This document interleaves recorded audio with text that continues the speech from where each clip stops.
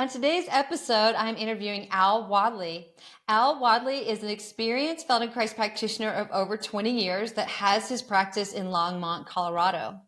Al Wadleigh and Donna Ray have the most incredible podcast called Feldenkrais for Life, and that's actually how I found Al. So today we talk about what is Feldenkrais, who can benefit from this modality, how Feldenkrais works with our nervous system, and how I experienced Feldenkrais and working with Al and what that modality was like for me.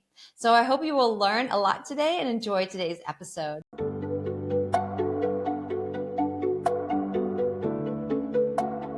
Hello, and welcome to the Connected Community Podcast, a place to explore possibility through mindfulness, movement, and self-discovery. Our intention is to deliver insight and inspiration while fostering conversations that are genuine, unfiltered, and deeply human. We hope you will enjoy today's episode. Hi, good morning, Al. Hey, Nikki, how you doing? I'm so happy to have you on the Connected Community Podcast today talking about Feldenkrais. I am so psyched to be joining you on your podcast. Thank you for having me. I've been talking to a lot of people about Feldenkrais, and what I've noticed is that everyone gives me that doe in headlights look, and they don't know what I'm talking about. And I found Feldenkrais so incredibly powerful, and I found working with you so incredibly powerful. And I actually, as a yoga teacher for so many years, I had always heard of Feldenkrais, and I didn't really know exactly what it was. And so I'd love for you to share an overview of what Feldenkrais is for people that aren't familiar with it. Sure. Yeah. Well, I love talking about the Feldenkrais method, as you already know. And the Feldenkrais method is a system of movement education. So we look at it as a way of engaging your natural ability to learn by using developmental strategies. So Dr. Feldenkrais had the really brilliant insight that if we use the same kind of strategies for learning as we did when we were developing as children and babies, we can apply those things through lessons, he calls them lessons, and improve ourselves as adults. We can apply these same kind of learning strategies as adults. And our movement gets better, our functioning gets better, and our brains function better. So it's a very brilliant system of working that bypasses a lot of the kind of extra efforts that we put into exercise and trying to fix ourselves that way. And not to eschew exercise. Exercise can be very good, and it's a great thing to engage in, but it doesn't really change us in a fundamental way. It doesn't really change our functioning that much. And the Feldenkrais method changes our functioning at a different level. So if we have an injury or something like an injured knee or something like that, and so we just try to work with the injury through exercise, through strengthening or stretching, that kind of thing. We're trying to solve the problem at the same level at which the injury was created. And Feldenkrais lessons look at function of the whole person. And when that functioning improves, and the knee improves. So we address the problem at a higher level of functioning, not at the level at the problem. So that's one way of looking at the Feldenkrais method. And quite frankly, if you asked a dozen practitioners, you'd probably get a dozen different answers as to what the Feldenkrais method is. So if somebody comes in with a knee issue, how do you address the whole person, like you're saying? So I can look at how they organize themselves over their legs. So we have a leg in which we prefer to stand. We call this a standing leg in the Feldenkrais method. The other leg is a gesture leg, and that's the leg we're going to do more activity with. We kick a ball, catch the screen door when we're carrying our groceries inside, that kind of thing. And so I look at that. So which leg is their standing leg? Which leg is their gesture leg? How does that integrate up to their pelvis and up through the spine? How does their head organize over each leg? And so I look at the overall functioning there. So what's the relationship from foot to head on each side, and spine to head, from the pelvis up to the head? And how can we improve that functioning?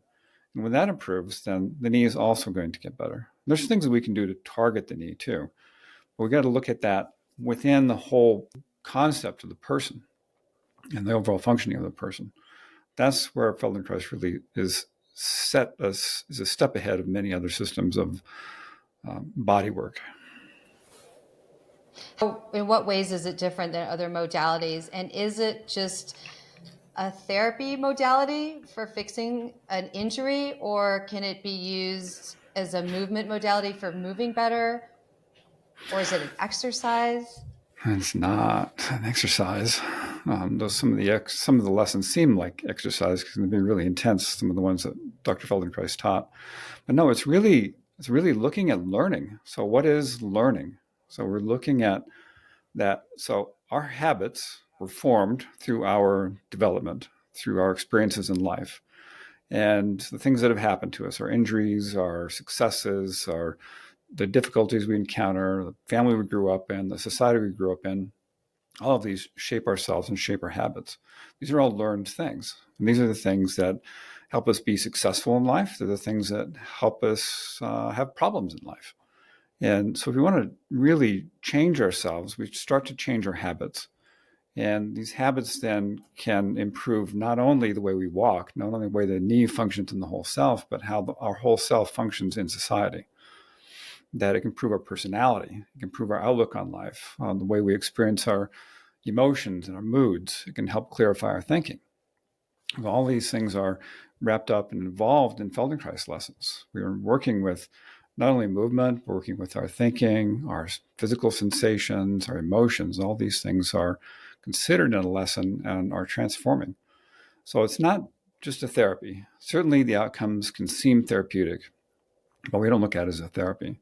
It can be a good adjunctive to therapy. If somebody's in, talk therapy or working with traumas or something like that, Feldenkrais lessons can be an excellent adjunctive way to work with that, because that's going to help depotentiate some of those habits that have formed around a trauma that somebody's experienced in life. So it's a very powerful way to work, and it works very deeply because we're changing ourselves at a very root level. And that's one of the beautiful things about the work. And it's so gentle, it's so easy, and in some ways it's so simple. And it's so beautiful. It's just an elegant way to work and change ourselves. And when you talk about trauma, are you talking about emotional trauma or physical trauma or both? Either one, yeah. And they often go together, right? Mm-hmm. If somebody's in a car accident, that can have a lot of emotional impact on them. If somebody's been in an abusive relationship or grown up in an abusive family, that those things are often, together. I'd love to share how I found you, actually. I have a Yeah. friend who has some pretty intense neck pain issues, and she's tried all these different modalities. And she sent me your podcast, Feldenkrais for Life. And I started listening to your podcast, and I got a lot out of it. And it got me down the rabbit hole of watching and listening to other Feldenkrais practitioners. And I found that even in some of the simple lessons that were 5 or 10 minutes, that I found some pretty amazing improvements or some aha moments. And I decided to do an in-person session with you, and I found the in-person session completely different than what I was experiencing online. And I went to you because I felt like my head wasn't sitting on top of my spine correctly, and I was having neck issues and some other issues. And I had been to every kind of practitioner I think I can imagine over the years. And I knew I needed to relearn how to hold my neck and my spine in a different way. And I think we did 10 sessions together, and you're quite a distance from where I live. So for me to drive that distance and invest in sessions, I would not have done that unless you were absolutely excellent.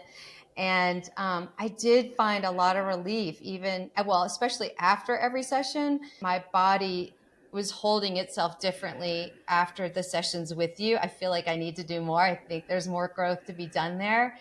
I felt when we were doing the sessions in person, it almost was as if my nervous system was, it was so nurturing to my nervous system. Whatever I came in there with inside my body, when I left, it my body felt completely grounded. I felt calm. I felt centered. I felt relaxed. And then my body felt a lot better. And so, can you talk a little bit about the differences between the in-person and the online lessons, and how do people benefit just from being online, and what is the difference? Because I find both very, very, very helpful. But in person was such a treat. Yeah, it is a very different experience. So, kind of in a nutshell, I like the analogy of a box. So, when you're doing the online stuff, which we call awareness through movement, which are verbally guided lessons. So, if you're doing one of my lessons, I guide you through a series of movements combined with awareness.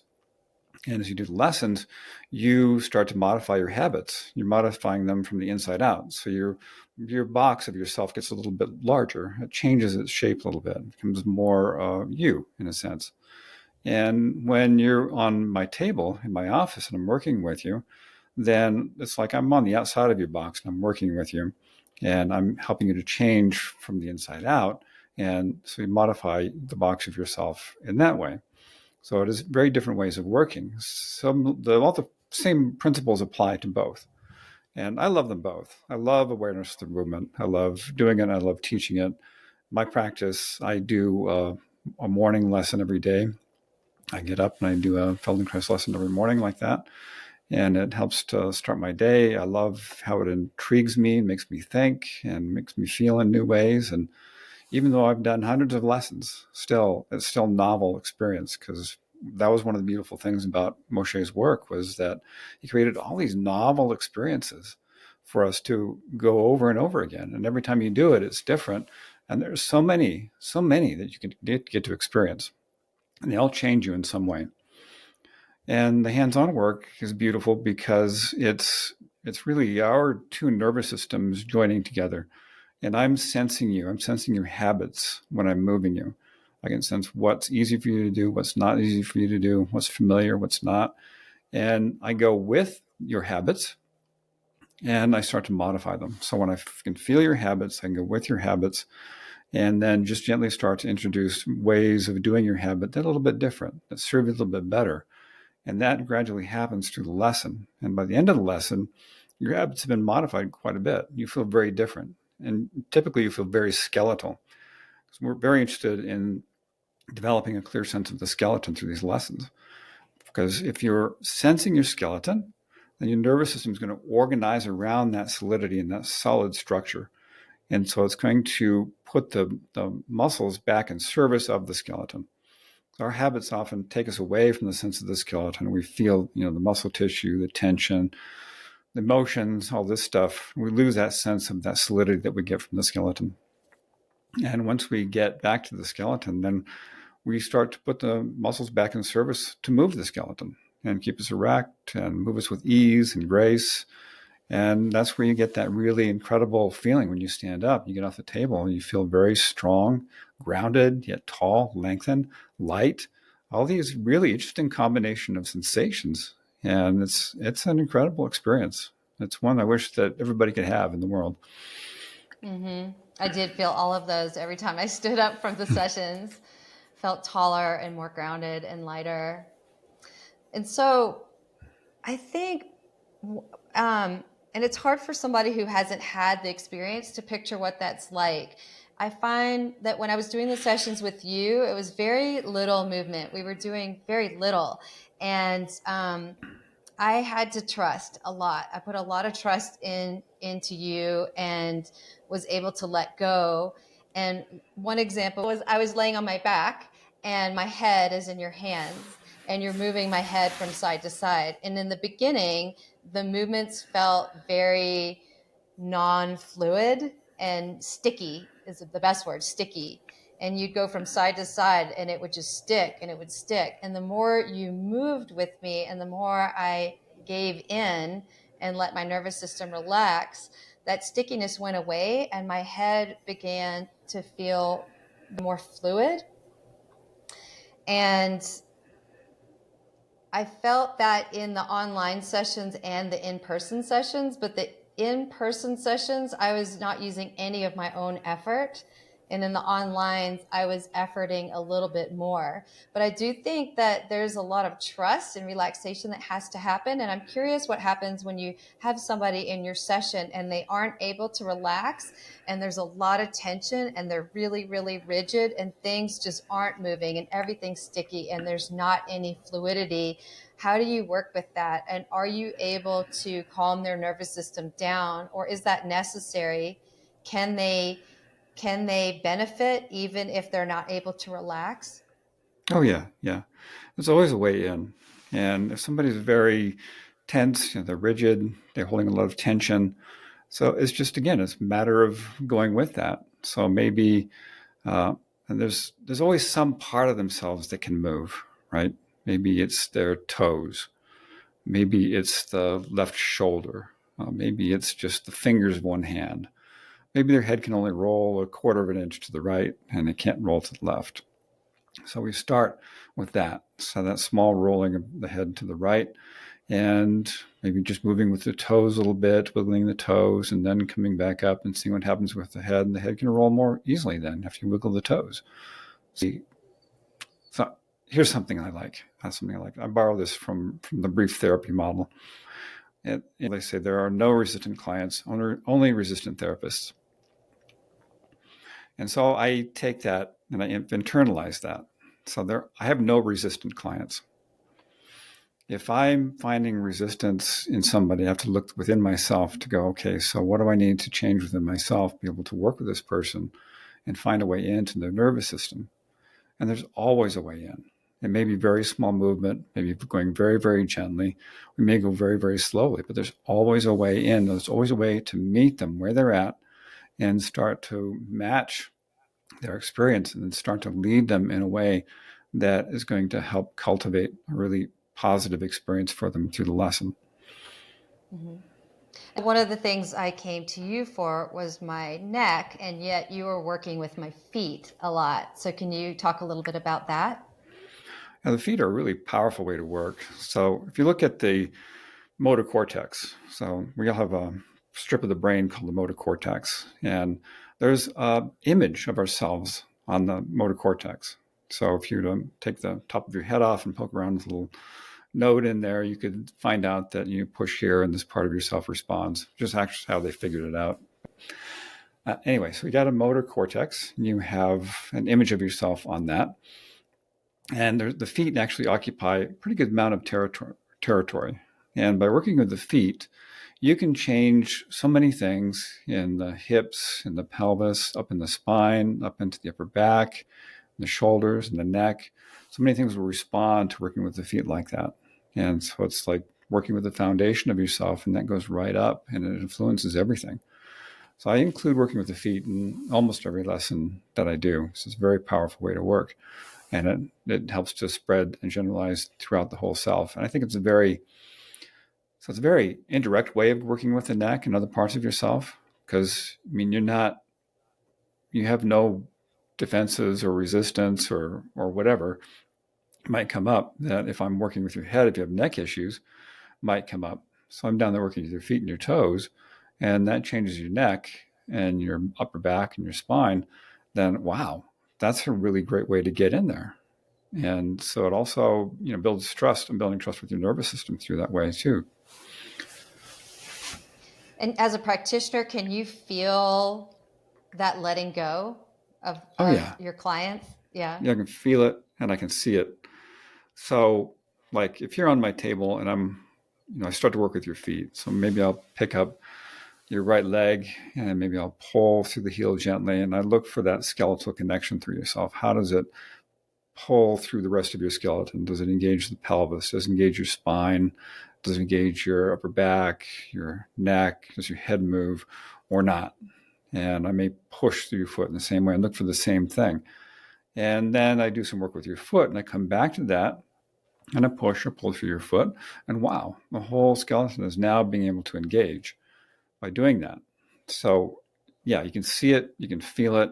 It's very, very clear to watch these changes take place. And I've done enough lessons now, thousands of lessons, that I can really predict what's going to make a difference. So I know that if I do this kind of work with this part of yourself in this way, it's going to have a global effect, or it's going to have a very precise effect on this part or that part.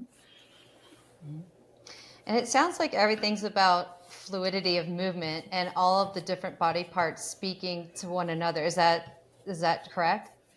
It is. It is. We're looking for a very easy, fluid kind of movement, very connected movement. So lessons are systemic in nature.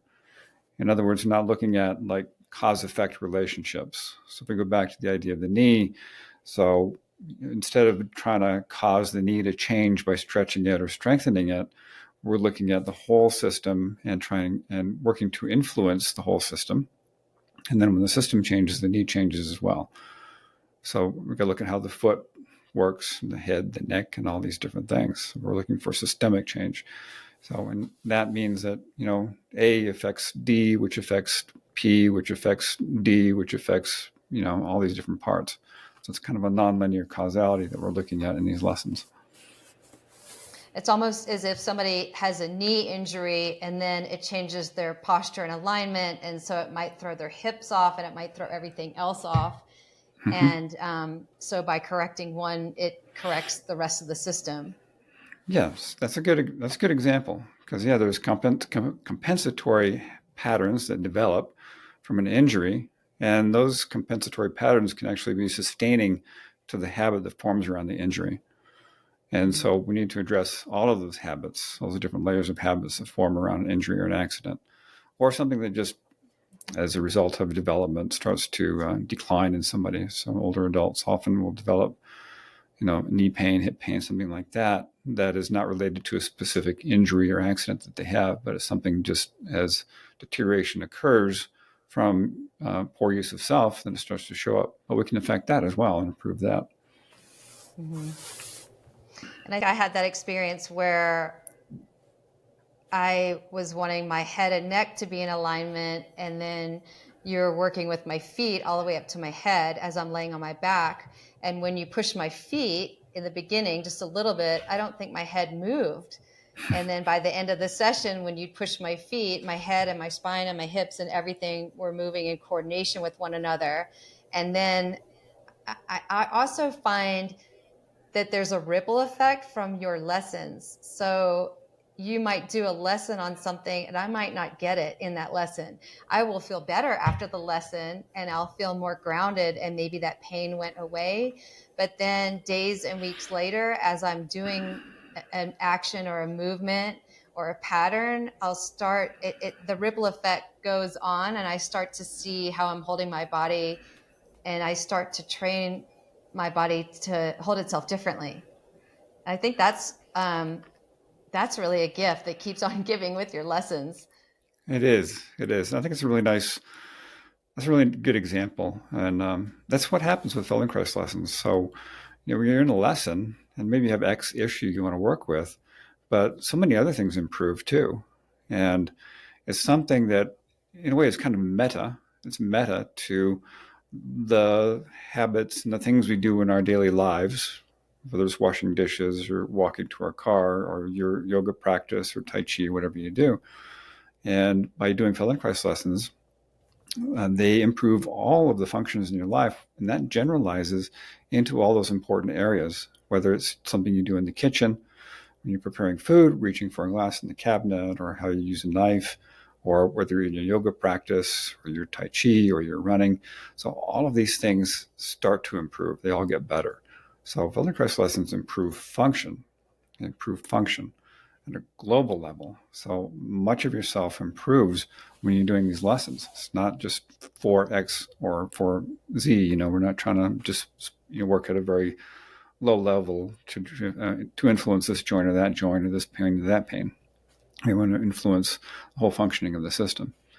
And that requires a lot of novelty and uniqueness and awareness, and it's a beautiful practice.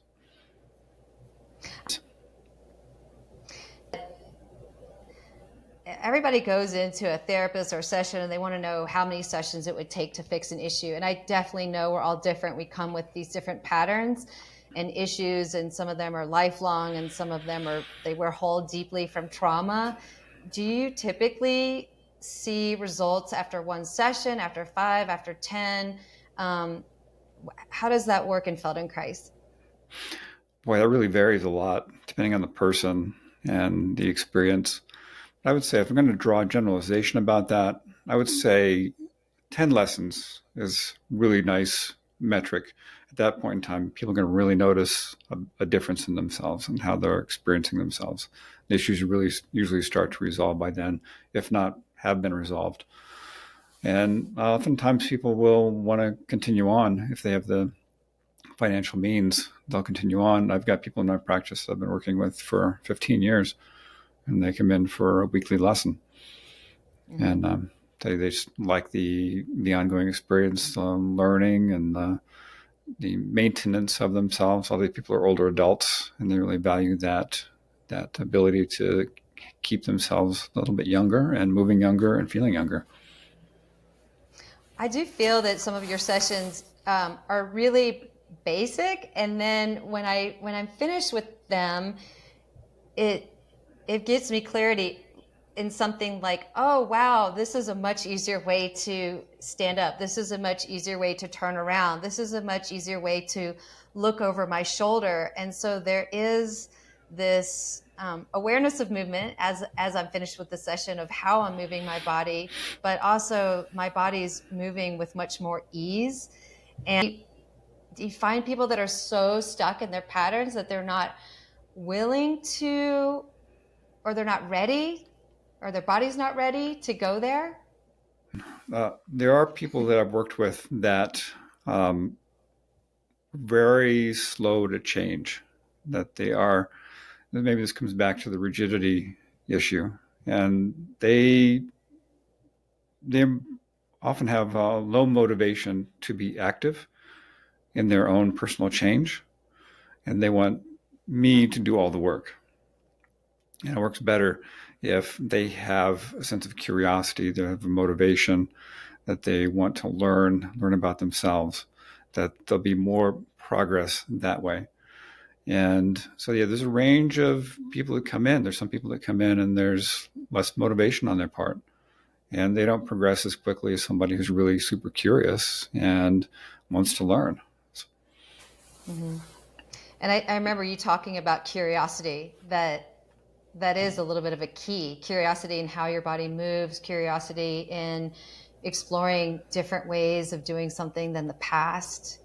I think that's with every therapy, every modality. You can't expect the therapist or the practitioner to cure you or fix you, that you need to be invested in that process. So how do people get benefit online only? If they don't have access to a practitioner and they're only doing these sessions online, can they get the same amount of benefit, or is it different? Can they progress as quickly? I think so. And I guess if you can work with a practitioner, an experienced practitioner, you're going to get more customized. Lessons are going to be tailored to your experience, tailored to who you are. So it's going to be more impactful, I think. But the online lessons, they're so cool. I mean, there's so many cool experiences that come out of doing these awareness through movement lessons, things that you would never expect in yourself, because they combine your movement, your awareness, your thinking. You start to learn how your thinking is is involved in your movement, and how you use your eyes, your senses. All these things start to come into your awareness, and you start to learn about yourself in a really fundamental way, in a way that brings more conscious awareness of your habits and your functioning and your abilities than I think functional integration, the hands-on work does.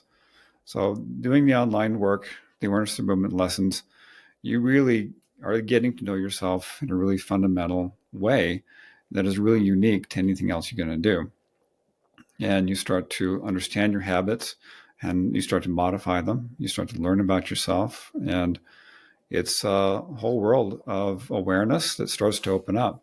And as you step into this new awareness, you start to learn other things about yourself. So these things that had been issues that you resolve through these lessons, you start to find other things that you want to improve about yourself. So it creates this moving forward, ongoing way of self-improvement that really has no end to it.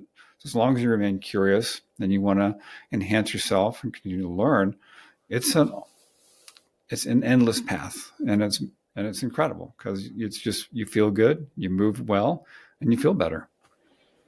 Hmm. So even somebody who's feeling amazing in their body can benefit from these lessons. Absolutely. Hmm. Yeah. No matter what level of functioning you're at, you can improve it. Hmm. And, if you're doing well, if you're feeling well, it's a great time to do Feldenkrais lessons because you'll improve your wellness. I've had people, they get like 10 lessons with me. They're doing really well. They're feeling really good. And they have one lesson left and they go, well, should I save it, when I need it? I'm like, no, improve your wellness now. So make yourself better. And then when stuff happens in life, which it's going to happen, you have more resilience to deal with it. And so no matter how well you're doing, you can always improve through Feldenkrais lessons, and you're going to improve your resilience because stuff happens in life. We all know that. And you can recover from it more quickly. You can be more resilient in the face of challenges and difficulties. And so, yeah, doing Feldenkrais lessons at any point in time is an excellent thing to do. Hmm. You take your wellness and make it even better. I'd love to hear a little bit about your story. I realized that you came to Feldenkrais out of your own pain and discomfort in your body. And I'm curious if you would share a little bit about what your body was feeling like before you found Feldenkrais, and and how it worked for you and how quickly it worked for you and what that process was like. Yeah, sure. So when I was born, I had a messed up nervous system. I was very uncomfortable in my body. My mother told me I cried all the time for 2 years, and was very uncoordinated as a kid growing up. I had a lot of aches and pains. In some ways, I look at like I was born an old man, and um, then I just kind of made my way through efforting and trying to be strong and all this stuff. But I couldn't catch a ball. I couldn't kick or throw or run or do any things that, most boys could do. And so by the time I got to my 30s, I've been working construction, doing different kinds of things, but I had a lot of back pain, had a lot of difficulty in breathing, just a lot of physical discomfort, and put a lot of effort into doing whatever it is that I wanted to do. So I was recommended by my mother actually to go see a practitioner in Boulder, Jack Heggie. And so I went and I got lessons with him. And over the course of about 7 to 10 lessons, made some big changes. And I remember after one lesson in particular, I went out to my truck and I had to adjust the seat, I had to adjust the mirror. Something fundamentally had changed in my organization that I made changes in those. I never put them back either. So that was a big tell for me. I couldn't really tell what he was doing. I had really no idea what he was doing. I just felt like a lot of random poking, pushing, and pulling.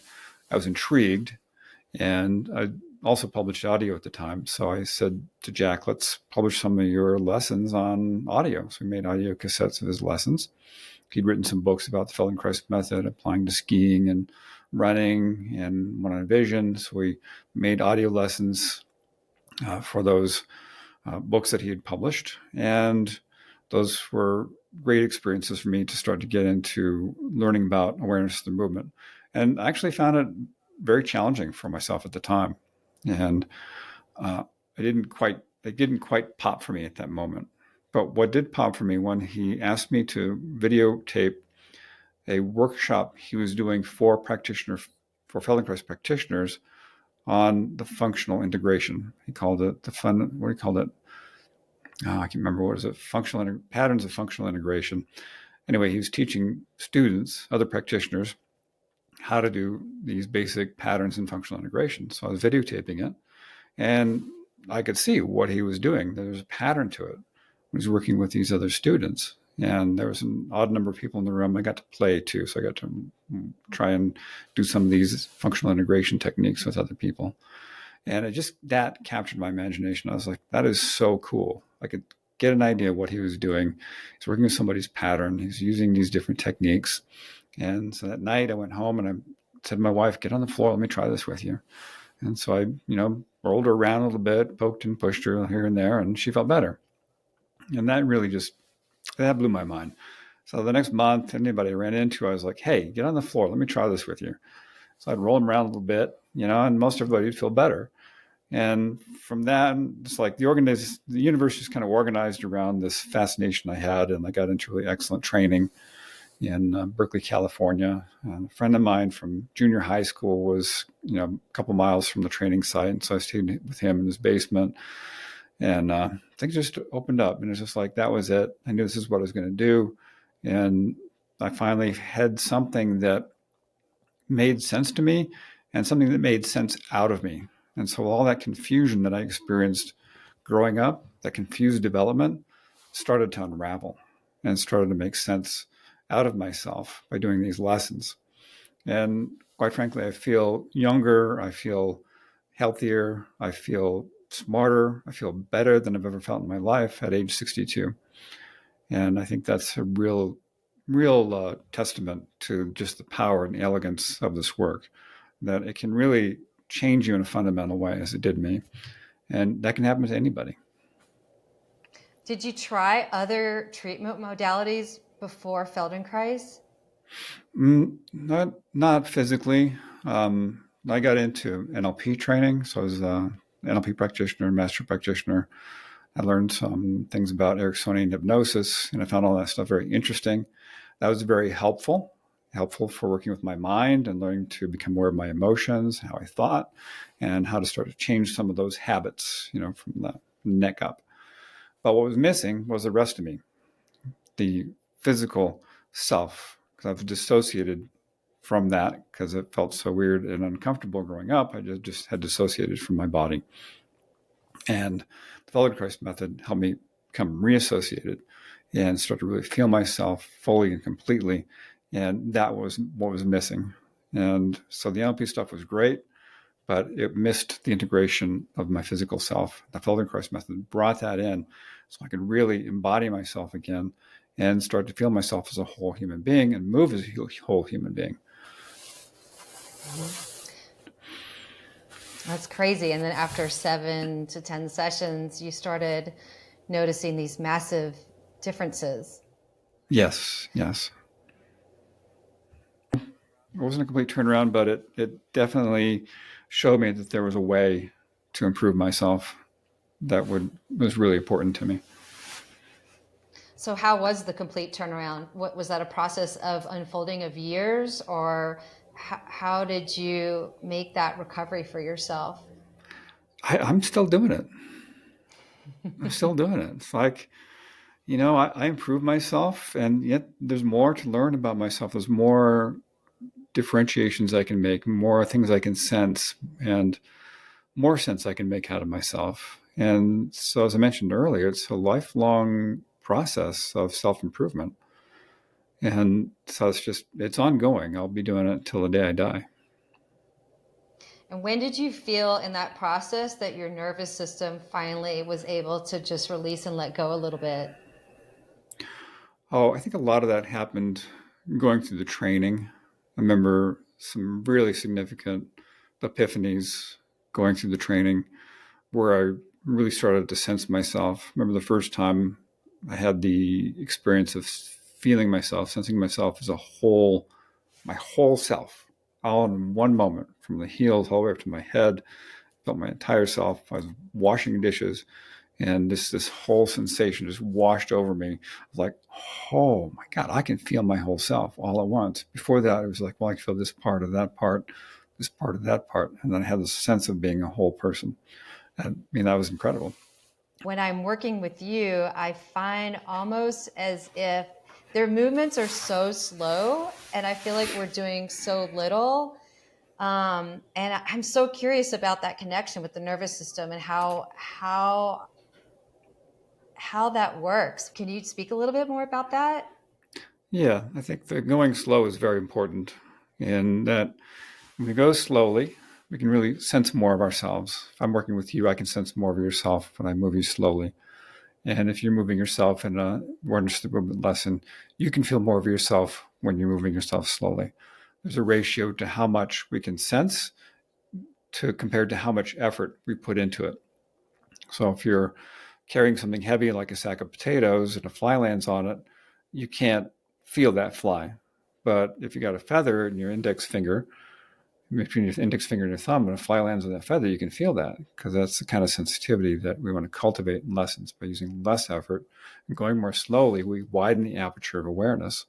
When we widen the aperture of awareness, we're starting to lay down more neural pathways. We're starting to create more vibrant neural pathways and enhance that sensing that goes with it. And that really reinforces what we're doing. It creates, we're modifying the map in our brains, the motor cortex and the sensory motor cortex, about how we're moving, how we're sensing ourselves. So going slowly like that and taking the time to sense and cultivate our awareness is really essential to that.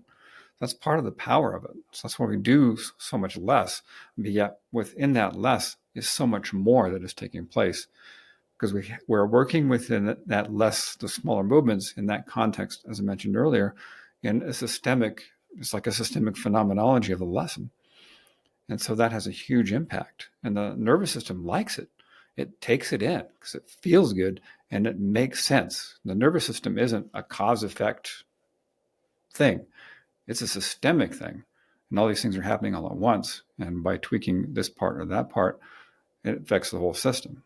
And the lessons are organized in such a way that it makes sense, great intelligence to the nervous system, and the nervous system adapts it because it likes it, can make sense out of it. Mm-hmm.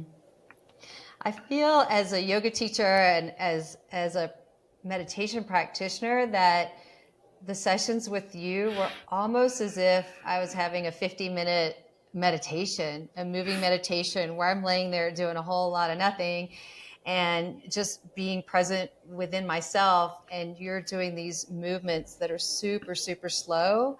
And it has the same effect on me as meditation. I think that was part of it, was just going deep, going inside, feeling, sensing, and like everything just calmed down. And I'm curious that a lot of people can't do that. Yeah, I think the Feldenkrais method takes us inward in a non-scary way. It's not like doing therapy where somebody's, prodding you to, go into your internal issues. But it's like you're going in and you're sensing yourself. You're feeling your feelings, not necessarily in an emotive way, but in a very sensory way. And when you start to modify these neural pathways that are, neuromuscular habits, then you're changing the way you express your emotions, because your emotions are expressed through muscular contractions. They're expressed through your posture, and they give you the sensation of the emotion in your body. And so by doing these lessons, you're also affecting them. You're also affecting the emotional muscular patterns. And so you start to change them as well. And so it's a way of working with all that, the emotions and your entire self, in a really non-threatening way, because nobody's asking you to, go in and, talk about your feelings or probe these memories and that kind of thing. Mm-hmm. And your memories too have neuromuscular patterns associated with them. So when we start to change all these habits and free things up, then all these old habits that we've had around our emotions, around our thinking, start to ease up. They become more fluid. They become things that we can go into, we can come out of, and we don't have to get stuck in them. So I think that's a really beautiful way that Feldenkrais helps us be better human beings and to feel better. So we have more choice in what we get to experience. Mm-hmm. I know that you have a bunch of resources available on your website and a lot of offerings, and I would love for you to share that, how people can find you and what lessons they can do online with you. Yeah, my website is achievingexcellence.com, and I have a lot of my own lessons up there. I also curate lessons from other practitioners and trainers around the world. So there's a lot of great resources on there, and you can purchase them, you can download them, or you can stream them on your device, either way. And it's a way for you to explore this work on your own, the comfort of your own home. And so, yeah, there's a lot of great resources on there. So check it out, achievingexcellence.com. And if you have any questions, just send me an email from the website. I always respond to people. And I like to hear it from people too. I I really appreciate your time. I think you're an incredible practitioner. I don't say that lightly. I'm very picky about who I work with, being a body worker on my own, and you are incredible. And I'm so Thank happy you. to have found you and to be able to work with you. Yeah, thank you, Nikki. And thanks for having me on your podcast. I'm so happy that you're getting this off the ground for yourself, and I'm so excited for you. And I'm really happy to be a part of this. And I love talking about the Feldenkrais method. It's my favorite thing to talk about. So thanks. Thanks so much. Yeah. Thank you for listening to the Connected Community Podcast. If you enjoyed today's episode, please like, share, and subscribe. I can be found at www.nikkiyyoga.com, NICKYYYOGA.com. Until I see you again next week, I hope you have a beautiful day.